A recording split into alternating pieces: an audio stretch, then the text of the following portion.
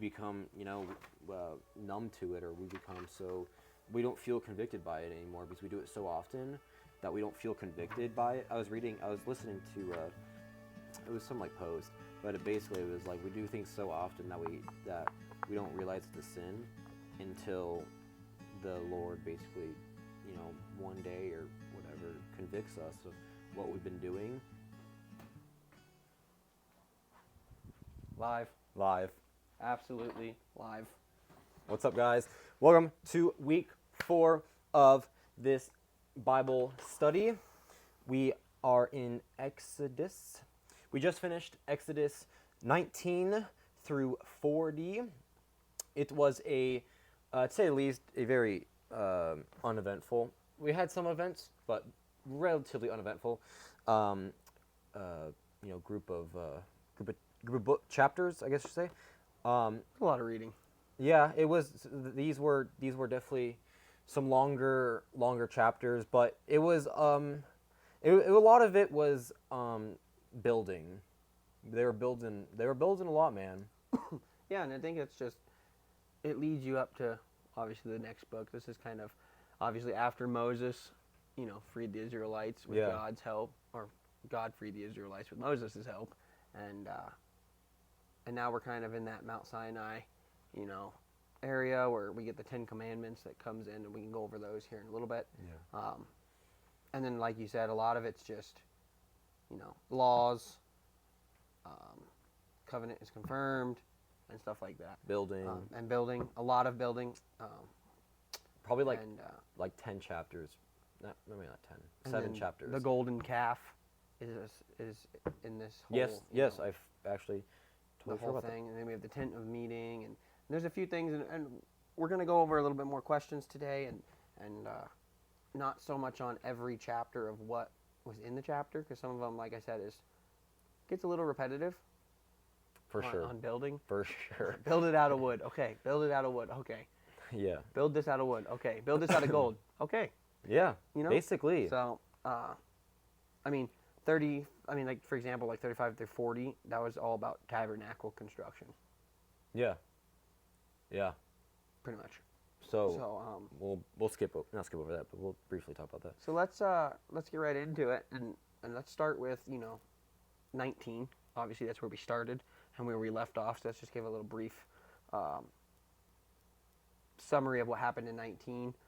This is when the Israelites arrived at Mount Sinai, and that was about 3 months after leaving Egypt. So, and this is when God tells Moses to remind his people that of his deliverance and call them to be a holy nation. Yes. And that's what pretty much happens in here. And the people go on, they obey God, and God prepares them for his presence, but they must consecrate themselves, and only Moses may approach the mountain. Yeah. Because Moses is obviously the chosen one. Yeah, God was like, no one is coming up here. And talk about God's entrance. The Bible says God descended on the mountain with thunder and lightning and smoke and a trumpet blast. He came in with guns a-blazing. Style, for sure. And that was pretty much 19. I mean, it's just preparing for what God's about to tell Moses, which is the 10 Commandments. And we can run through the 10 Commandments real briefly. I mean, God gives the 10 Commandments. Number 1, no other gods. Yep. Number 2, no idols. Mm-hmm. Number 3, do not misuse God's name, pretty much. And I typed these in layman's terms. Number 4, keep Sabbath.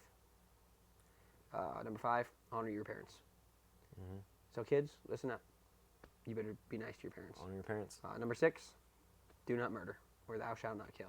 Either way you want to put it. Yeah. 7 is a big one that really hits America really hard. I was at a men's retreat, and we did a lot of stuff on this because men seem to have a big problem in this country. It's not even men just alone anymore. It's men and women, and that's do not commit adultery.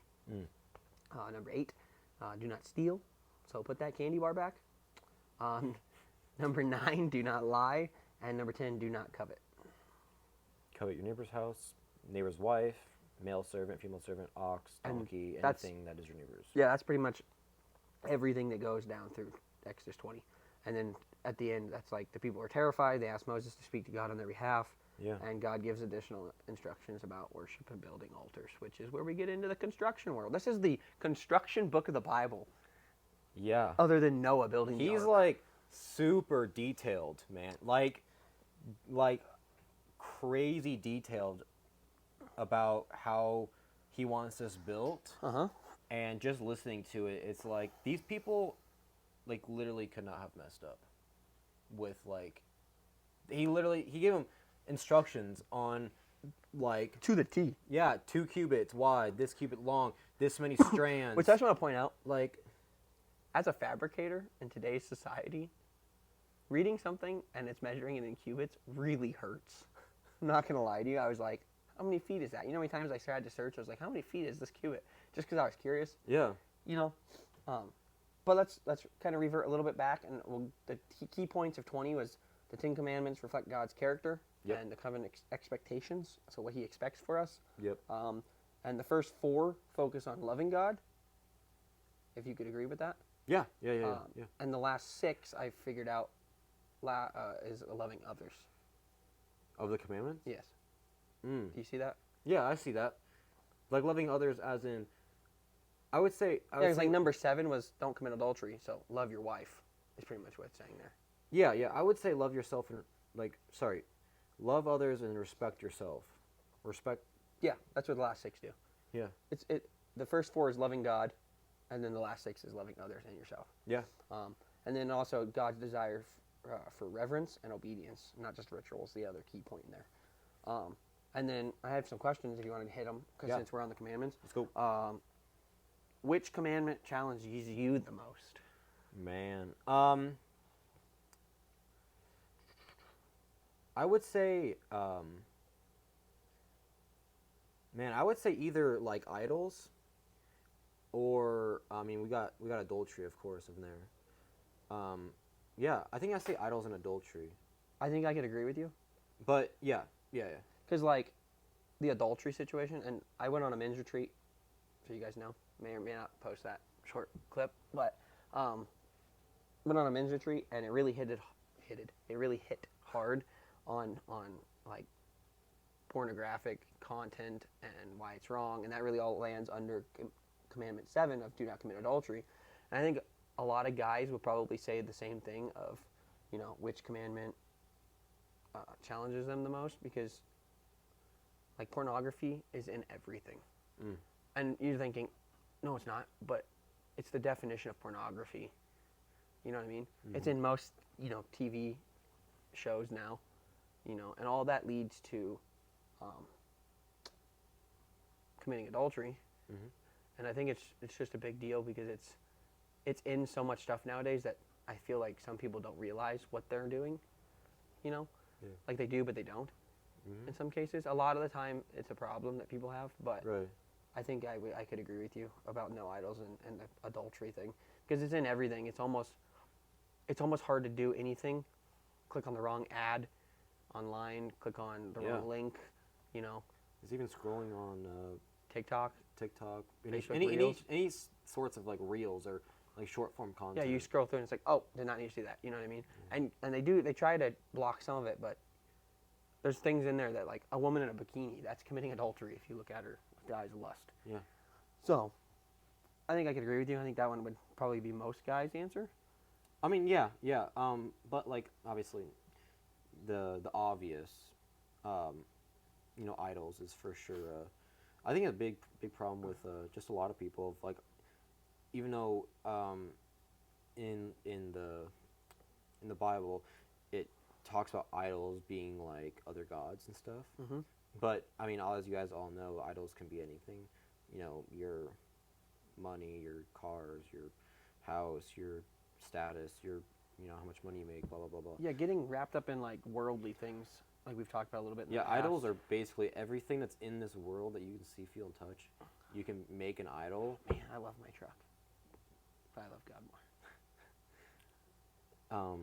But yeah, it's anything in this world can become an idol. So it's like, guard your heart and keep steadfast love in His name, and obviously that we're sinful and stuff. So it's hard to not prioritize or idolize these certain things, but to just love him, steadfastly, and just continuing to pursue him and be more like him every single day, and realize your faults, realizing what you're doing or what you're idolizing and stuff, to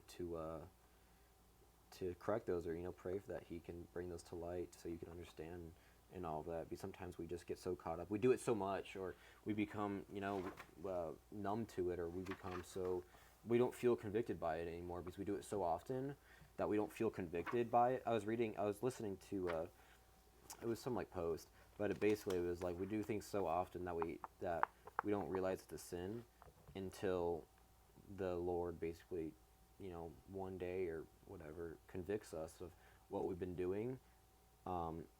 And yeah, it was just kind of a crazy thing. Yeah, it kind of falls into that same committing adultery. You don't realize you're doing it at some point because you get so used and normalized with the content that's popping up on your screen. You know what I mean? I mean, I'm talking like the Facebook Reel thing. You don't realize you're committing adultery at first until you're like, oh, well, this is adultery, and this needs to stop, and then you block it. But blockers nowadays only does so much on that side of things. But it's just like you said with the idols, it almost becomes normal of seeing those things. Yeah. Unfortunately. Yeah, but moving on, just so we don't get that was pretty much just chapter 20, 19 and 20. Yeah, but we'll clump some of these verses up. So I have Exodus 21 to 23. I have that too. Basically, just expands on the laws, ceremonial laws, and all that, which are like Old Testament laws. So a lot of like the laws that we know of that are Old Testament laws of like, do not mark your body, do not do like these things, because like back then they were like getting tattoos and for other gods. It's not painful. Help us probably. There's like stick and poke tattoos basically. Forget that.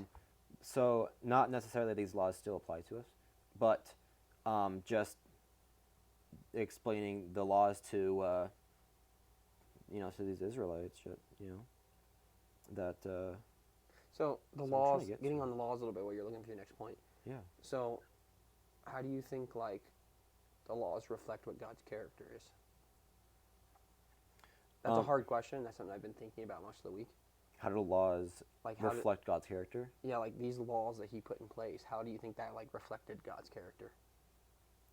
I know it's a rough question. Yeah. I think that the laws, before, Jesus came down, God set these laws in place about slaves, like, and restitution, and just a couple that I'm like looking at right in front of me, but the laws in how I kind of understand it are basically to keep things in order, like in line for like Jesus to like come down. But because back then it was like really crazy, and there were people having slaves and all of that. So when Moses kind of stirred the pot with everything he was doing, I think he was like, all right, we have to clear some things up, and like he calls for honesty, like fairness, mercy, in like Sabbath and stuff, that says like you can't have your slaves work every day of the week. Everyone has to have a day of rest, and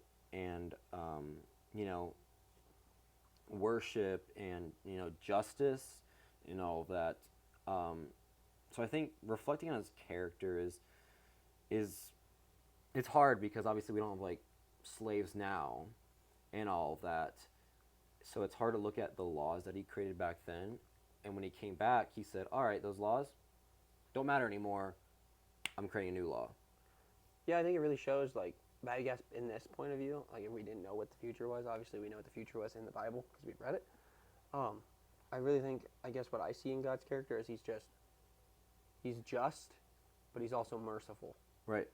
And he's loving, because if you're not loving, or You can't be merciful and not be loving, in my opinion. Yeah. And you have to have some sense of love in there to be able to give somebody mercy.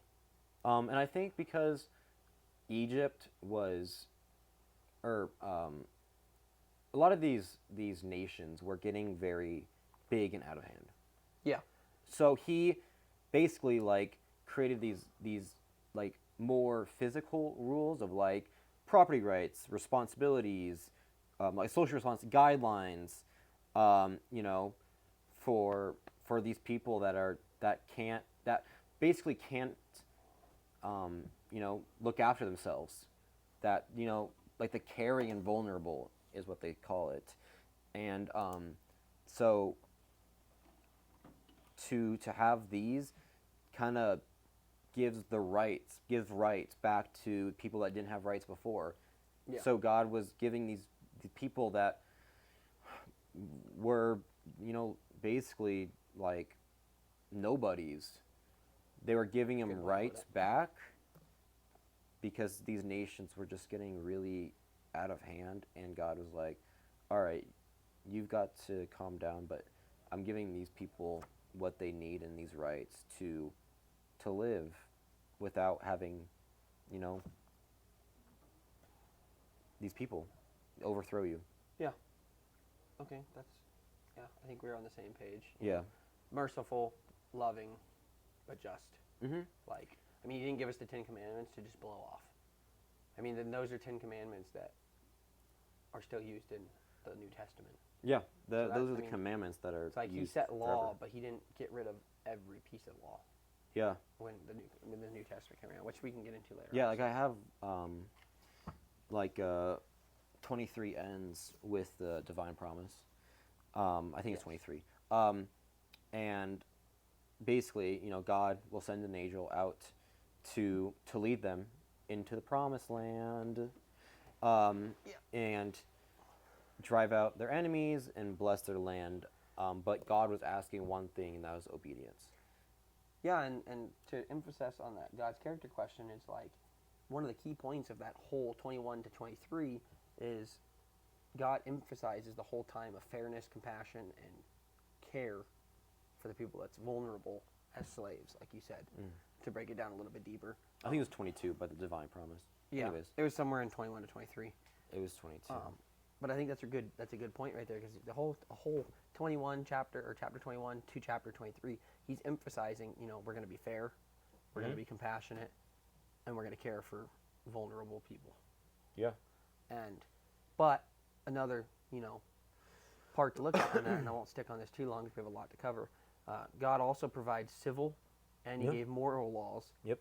And the whole reason he did that is for justice and the community life. So he's prepping everybody to, you know, be able to live in a community but have justice and punishment for certain things. Yeah, in those 2-3 chapters, it was just all laws about. Yes, a lot of laws. It was all about laws about. It was mainly like, if anyone steals your ox, and you know, and it goes out, or if your ox leaves and it was, you know, not taken care of, and you knew it was it was prompt to leave, like, then you know, get, you know, punished, but if you didn't know it, you'd be fine. It was like super specific laws, mainly about your freaking oxes. Yeah, and I mean, in my Bible, I don't know about the Bible that you read. I don't know what version you read on. ESV. I'm on ESV. So like, from 21 through 22, all the way to from 21 verses 1 through 32, that's all about laws about slaves. Mm-hmm. And then verses 33 through the rest of 21, which is to 36, that's all about laws about restitution. So that talks a lot about ox right there. Or that's like the beginning into ox. Yes. And then 22 is still about laws about restitution, all the way to verse 15 of that. And those, I mean, that doesn't sound like a lot, but they're like 4-sentence verses. So they're longer. And then once you get to verse 16, or chapter 22 of 16, that's like the laws about social justice. Yep. Which is like community. Yep. And then that goes through the rest of 22 through 23. And then you get to about halfway through 23, 3/4 of the way, and then that switches to laws about the Sabbath and festivals. Mm-hmm. And then, yeah, they partied, Dude, they were going ham. And then you get through that, and that's when you start getting into the conquest of the Canaan promise. Yeah. Which is what you were talking about, and then the covenant's confirmed in 24. Yeah. Which is what and 24 we don't have to stick too long on. Wasn't too long of a chapter, but that's when the covenant was confirmed. And then which part do you want to hit next? 25 through I don't know if we just want to breeze 25 and 31. Yeah. That was just tabernacle instructions. Yeah. Did you already go through 24? 24 was the covenant. The covenant was confirmed. Official. The covenant between the God's law to the people, and it was basically what all the previous stuff was saying, and God was like, "This is the covenant." How'd they seal it? How'd they seal the covenant? Do you remember? No, I don't. With blood. Oh, yes. Symbolizing the commitment that they were actually they're blood brothers. I mean, nowadays we just commit our life to Jesus, Yeah. There ain't no shedding blood nowadays. I think we should, though. I think we should switch to that. I think we should. Thumbprint of blood. If you want to really be a Christian, here's the knife. If you really want to be a Christian, here it is. And you know what also happened in 24? Moses. That's when Moses ascended up the mountain to get the tablets. Yes, because he. Oh no, he didn't break them yet. Not yet. This is after. But then obviously the most famous Mount Sinai was on fire. What do you think it was like for Moses to enter the cloud of God's presence? I could not tell you. Because he had to go up into a cloud pretty much. That I literally. What would you be your feeling? I'd be nervous. I'd be so nervous. I mean, God can just dead. I think it would second. I think it would almost be a nervous, but it'd be a humbling moment for sure. Yeah. I think it'd be more of I'm really nervous, but some I feel like there would be some weird wave of calmness. You know what I'm talking about? Yeah, I feel like it'd be a big deal because God came in with the lightning and the thunder and I think it'd be kind of crazy at first, but I feel like once you're there and you're in God's presence. I mean, Moses at this point did everything God told him to, for the most part. Now, yeah, now he's listening. Now he's listening. I mean, God had to give him Aaron. Yep, but he's fine. He's back down. But I feel like once you get through all that, thunder, lightning, grand entrance, I feel like it'd be pretty nice and calm and humbling too. Yeah, I don't know. I mean, it's something that we literally cannot experience on this earth. Yeah, I was just curious what you thought it would be like because I was thinking about it. I read it and I was like, I put that question in there, and I was like, I just want to know what Brandon thinks it'd be like if you were. I think it'd be super nervous, but I think it'd be there would be some weird assurance and calmness and confidence that would be along with the nervousness. Yeah. But I think, yeah, I don't know. It's something that we cannot experience on this world that cannot be described. So then we jump are you done with 24? Yeah, you good. We jump into 25, 31. That's where we start seeing tabernacle instructions of how to build the tabernacle, which God gave detailed instructions.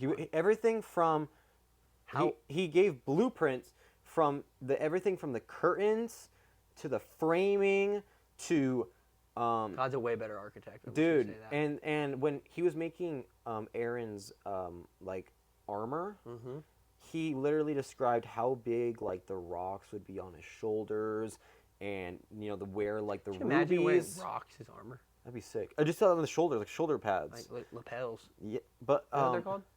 The lapels are over here on the top. What is the little Shoulder pads? No, the little guys that take your bags at the really fancy hotel has them, and they have fringe on them usually. Oh, I have no idea what those are called. The bellman. Crap, I don't know what it's called.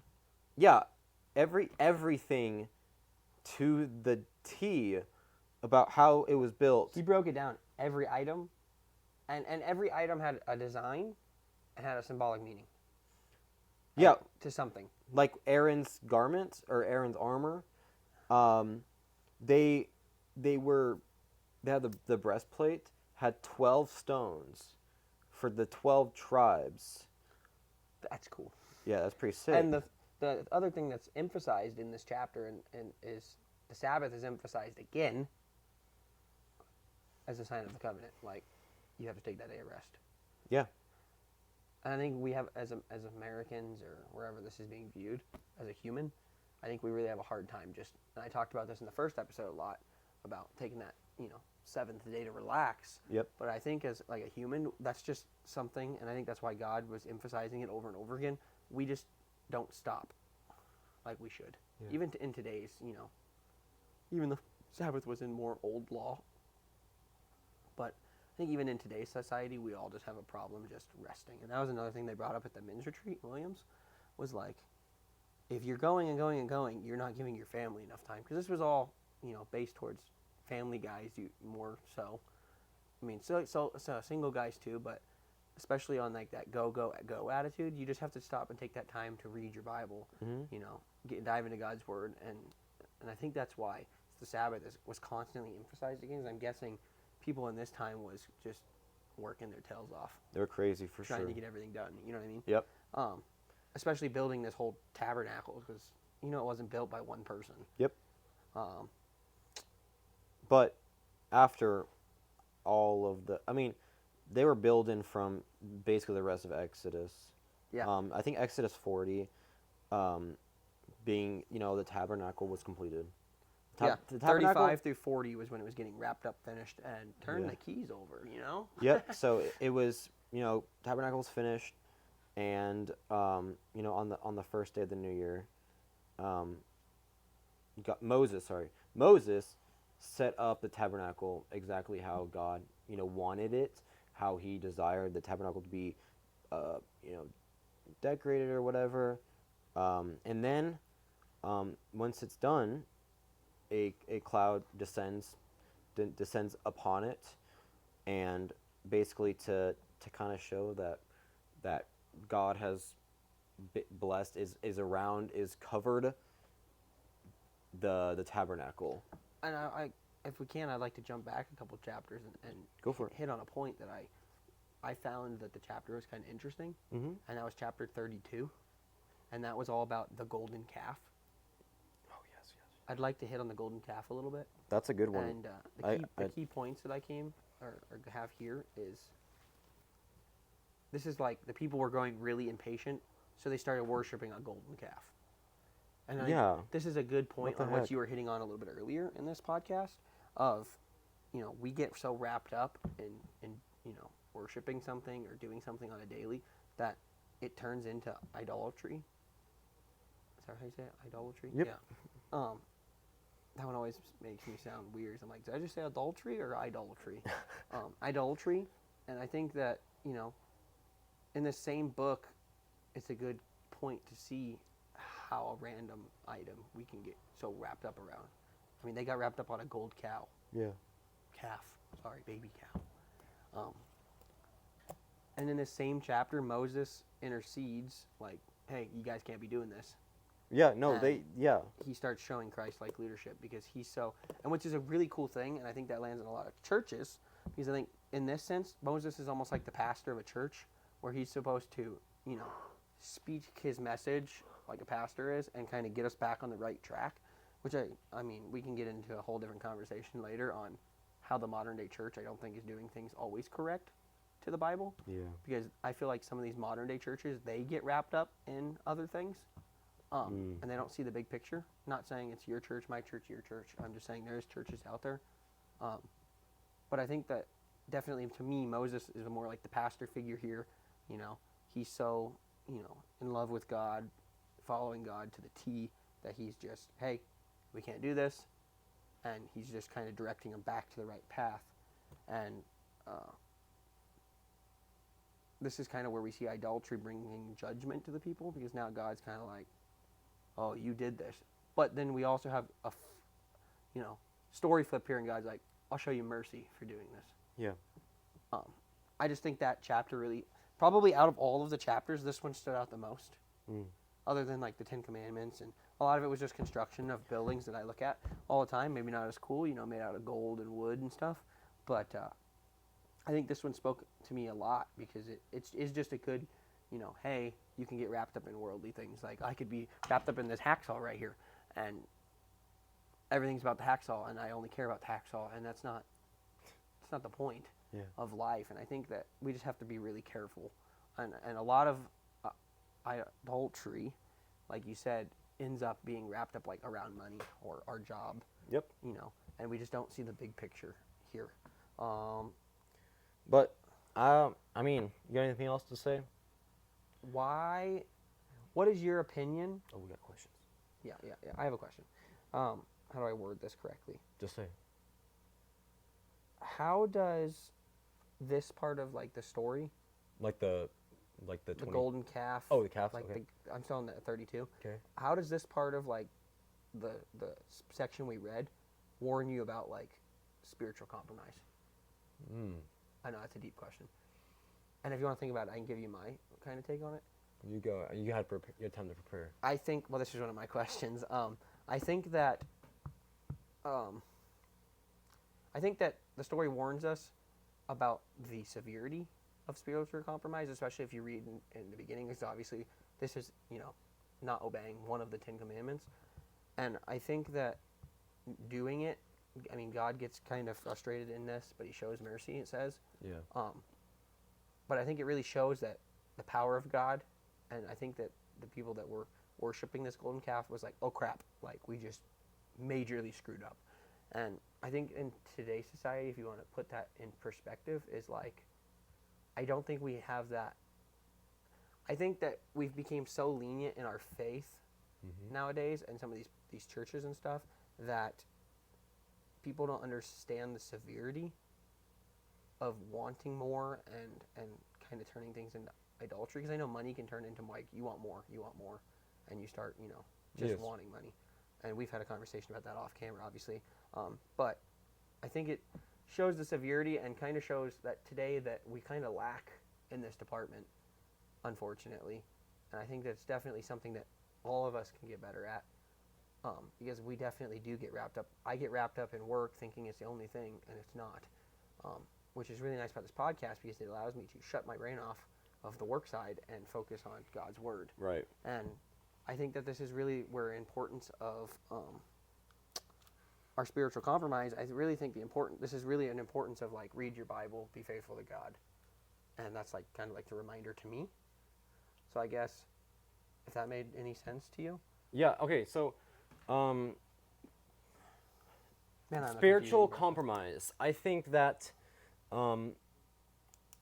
getting comfortable or growing up in the faith and being being a routine is setting you up for, I guess, like you were saying, spiritual compromise. So I think that I'll take a harder one next time. So I think that like the golden calf, talking about the golden calf and all of that, is they were being impatient because God wasn't working fast enough for them. God wasn't supplying what they wanted and stuff. So it's almost like, all right, you're in this time of life and you want to buy a house, and you're just unsuccessful. Like either you just don't have enough money, or you just don't have the time, or whatever your excuse is. I think the golden calf is what the goals are.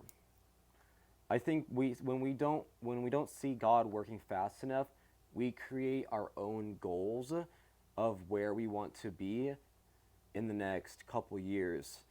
So we say, all right, I want to be married, I want to have a house in 5 years. And I think that's almost a golden calf of our today's society. Like, we're not going up to people and be like, all right, build me,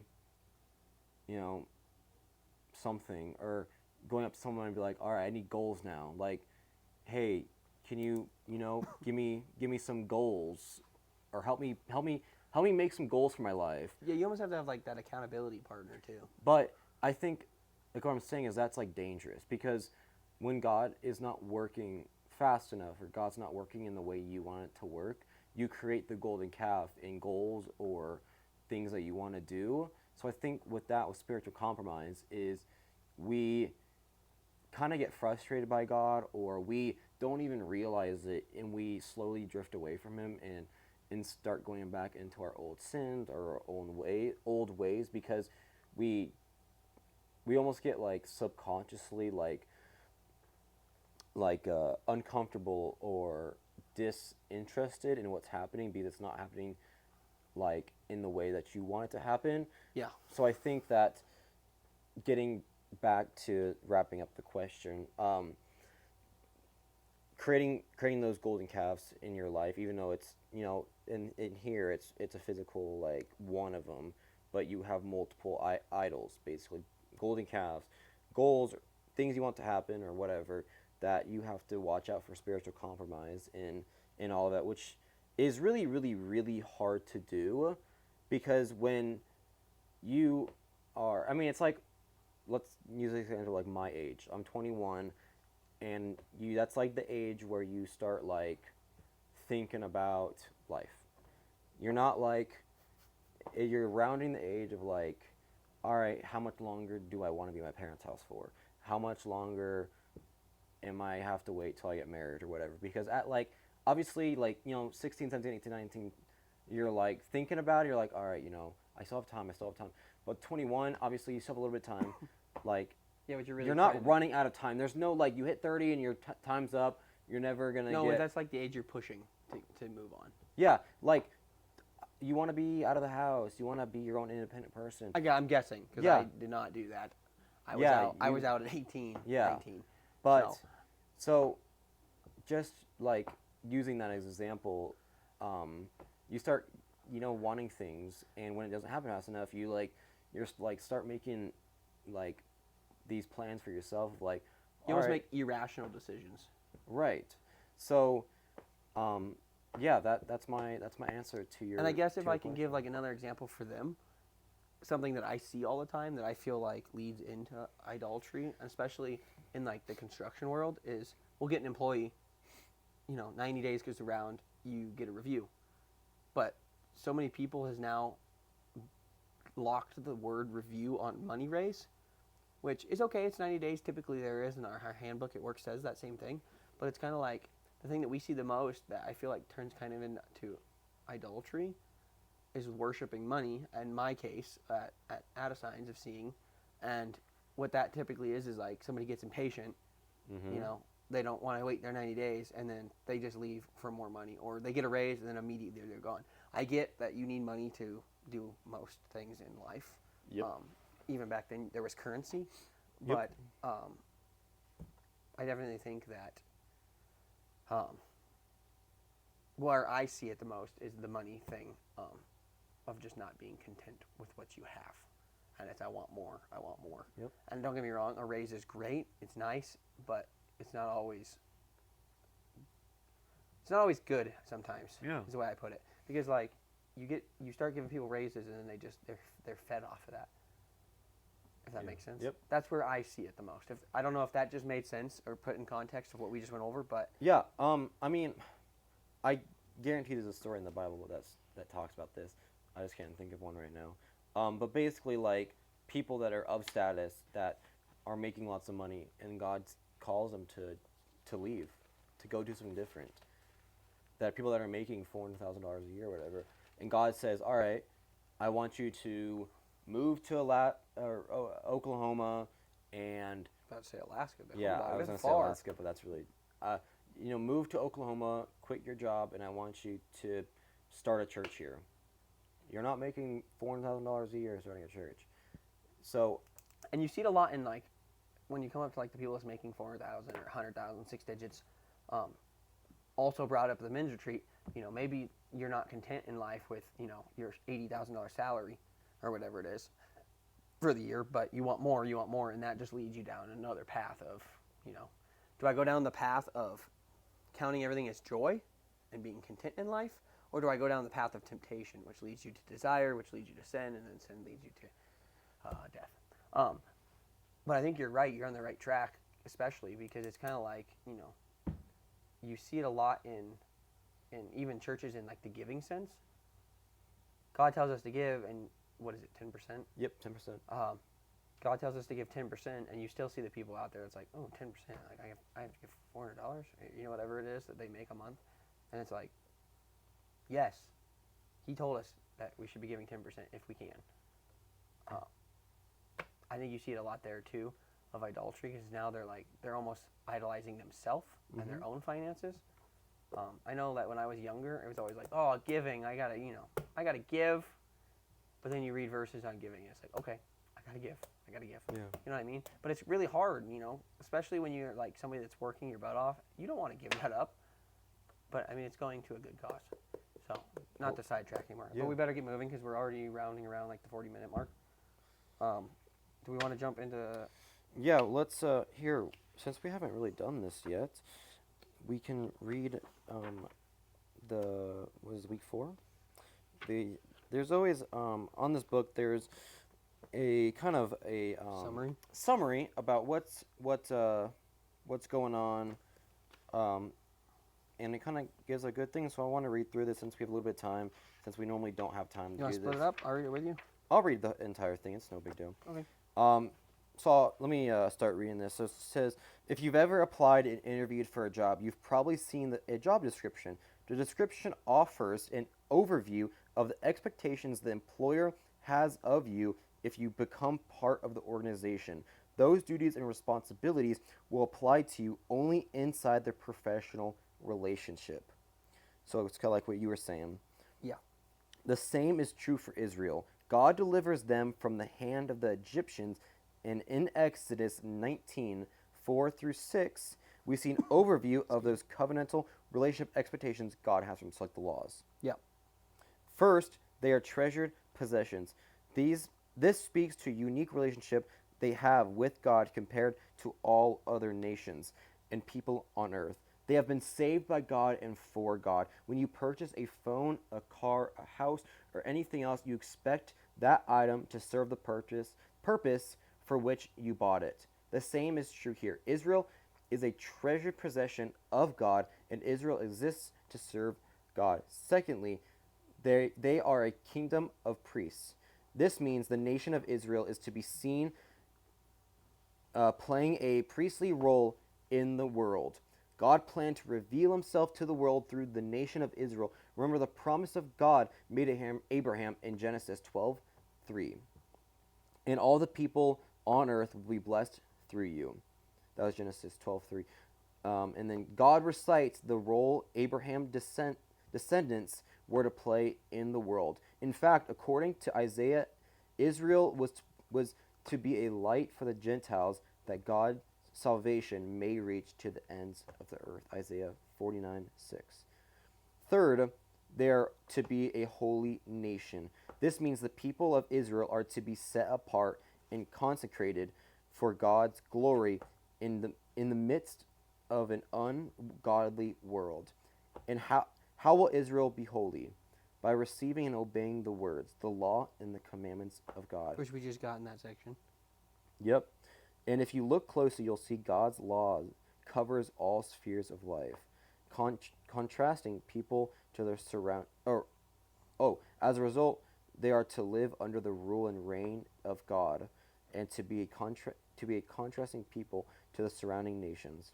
Now, before you're quick to dismiss, this is an Old Testament job description for Israel that does not have any bearing on your life today. Wait just a minute. Peter, one of the 12 disciples, writing the following about the church: but you are a chosen people, a royal priesthood, a holy nation, God's special possession, that you may declare the praises of him who called you out of darkness into his wonderful light. 1 Peter 2:9. According to Peter, the church has a very similar job description to Israel. If you are a follower of Jesus, this is your job description for your life. That's deep, dude. So, I think we'll answer one of the three on camera, and then let's do something fun. Let's read all three slowly and let them answer it in the comments if they want. think that'd be kind of fun. Yeah. So which one do you want to answer? How about number one? Take number one? I was gonna say number 2, but it's number 1. Either one, I'm fine. I think I'm gonna say number 2 actually. What's the question? You want to read it? Take a few moments and think through what you see as your main job description as a Christian. Go for it. I think I'll just give because that could be a big thing. I think as a Christian, in my perspective, is obviously we need to be all loving and be Christ-like. Yep. Which means loving your neighbor, loving the guys you work with, loving your friends at church, loving your parents. Just be all loving. And I think that my main job description as a Christian that God's really putting on me as of right now, because I feel that I feel like God always can like slightly change what he wants you to do. Obviously, he calls you to different things. Yep. But like right now, it's like in this podcast, we're sharing the gospel. Yep. A special way. Yep. We're not doing it like, a homeless ministry or something like that, So I think as a Christian, my job description right now is share the gospel. But I've been working on really hard leading some people at my work to God slowly. Because you have to be delicate with that situation, especially with the background that this person has. As like a general job description, what would you say? Not specific to your life or anybody's life. I think as a general When job someone description, becomes a Christian, what would you say to them? to serve God. That's your job description. You're to serve God. Mhm. And that sums it up pretty much. Yeah. And everybody does that. Everybody does that the same way, but also in a different way. Yeah, serving God is not always serving in your church or serving in Your community. or serving in general. Serving God is obeying God in no matter what Yes, sir. what he tells you. Preach. So when you serve God, it's a sin to not obey God. Because when you're walking down the mall floor or something, and God tells you, hey, go talk to that person, they're struggling with something, and you don't do it, that's a sin. And so I would say serving God in every possible aspect of your life, but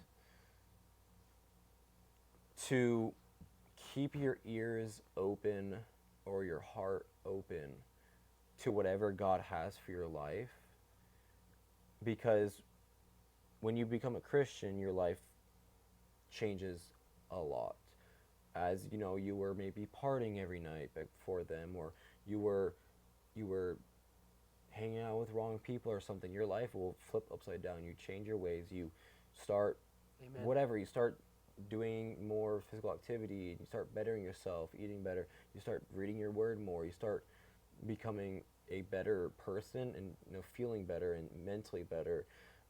So serving God changes a lot of your life for the better, but it might not always seem like it's for the better when you are leaving your $400,000 job to go start a church in Oklahoma or something, because it's hard. Not everything's easy when God asks you to do it. When God asked Moses to Go talk to Pharaoh. Moses was like, heck no. That's why he gave him Aaron. Yeah, I wish I got something like that. You got me. Yeah. But not everything's easy. But sorry, I just got on like a wild tangent. No, you were on the job point. description as a Christian is to keep your ears and eyes open for what God has in plan for you. Yeah. That's a good way to put it. And yeah, because I guess there's more too, because like doing things that you don't want to do, as in like someone cuts you off in the road and you are upset. You don't flip them off. You don't pass by them, racing by them to really show them who's boss. You just drive past them and wave or something, or something like that. You always, you gotta love all aspects of everything that happens in your life. You have to count it as joy. Yes. That's the way the men's retreat put it. It's funny you brought that up because they use the whole driving scenario. Yeah, you just have to count it as joy. You have to find the joy in every situation, which will lead you on a godly path. Which is hard. Which is hard. I mean, your Hard. dog dies. You can't find the joy in that situation. Nobody thinks about the good memories with your dog. You just think about your dog dying. And that's a really lame way to describe it, but it's a good way to put it. So yeah, I think to sum up what you're getting at is you have to count everything as joy, which leads you to love, which leads you to obeying God, which leads you to serving God, which leads you to job of a Christian. Yeah, there's definitely... I mean, there's a lot more to than that, but... Yeah. There's just a short There's a piece. lot more to being a Christian than that. But if you guys feel led or you guys want to, question 1, how does it make you feel to know that you are God's treasured possession? You can answer that one in the comments if you guys want. Question 2 is what we just answered. Take a few moments and think through what you see your main job description as a Christian is. And that one can be a little personal. We understand if you guys don't want to answer that one. But try. And then number 3, can you think of 1 or 2 expectations that God has for you that you find difficult to execute in your life? So if you guys want, you can answer those. But I think that's all I have on Exodus 19 through 40. Yeah, there was definitely some good parts. There was more than I actually anticipated coming into this podcast, but it definitely opened up my eyes to a couple other things other than building things. And now week 5 is going to jump us forward into a New Testament book. This book isn't like book after book. I thought it was. We thought it was, but we just found that out. So Hallelujah, we're in Matthew. It's jumping us into Matthew 1 through 22, which we all know Matthew is a great book. That's the part of the Sermon on the Mount. Yeah, this next podcast is going to go crazy. It's going to be long. It's going to be good. Because Matthew has a lot in it. I have a lot of notes in my notebook about Matthew. I spent a lot of time in Matthew and myself and in church. So let's pray us out, and we will go from there. Lord, thank you for just letting this podcast be possible again. Thank you for giving us the opportunity to not only read your word, but spread your gospel like you've commanded us to. Please just, thank you for telling us about the inspiring events that happened in this book. The Mount Sinai, the 10 Commandments. We're thankful for all of that. We're so thankful, Lord, for everything that you've given us, and we know that you're all-knowing and all-loving, and you're the only one, Lord. Let Brandon drive home safe after this podcast. Be with, not only Brandon in his days to come, but myself and our families and the viewers as well, Lord. And we just ask you that, you keep being your all-loving self, but be just and be fair. Not that we have to tell you what to do. You are the boss. We just pray that everything in our next coming days, runs as smooth. And we know we're going to hit our trials and tribulations, but we know that we can look to you, Lord, for the comfort and the answer. But in your name we pray. Amen. Amen.